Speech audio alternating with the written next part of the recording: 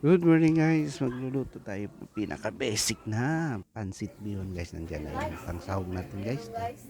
Karning baboy guys, pinakuluan ko na guys. At yung mga sangkap natin guys, nandiyan yung mga repolyo, yun, tachal, onion, ahos guys. Yung pampalasa nating dalawang chicken cubes yun. Alright, gamitin natin yung egg noodles na bihon guys ha.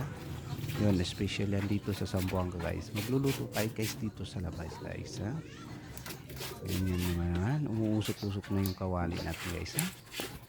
Tapos gisa na tayo guys ha. Maggigisa na tayo. Una natin yung ahos guys ha. Para kumanga guys ha. Yung aroma guys. Lumalabas. Yung bango talaga guys. Para maamoy ng mga kapitbahay natin guys ha. Yan naman. Yan. Gisa-gisa lang tayo guys hanggang naging golden brown.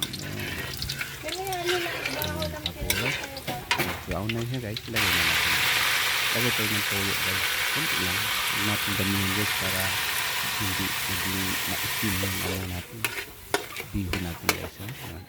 Tapos yung chicken cubes, tapos lagay din ako ng kunting asukal guys para mag blend yung lasan na guys ha? Yan, pinuhos na natin yung pinalambot natin na pangsaho na karning baboy guys. So, yan, hintayin lang natin kumulo to guys. Tapos lagyan natin ng kunting tubig pa guys kasi parang kulang yung sabaw niya guys, baka magtuyo guys ha? Matuyo, ayaw natin yung matuyo guys ha. Gusto natin yung parang misi siya guys, creamy texture guys. Yun, Kaya kagaya. yan na guys ha. Ang kumulo, nilagay ko na yung bihon, tapos yung cabbage guys, pati yung atchal. Yun, para magkulay yung natin guys ha? Recipe guys.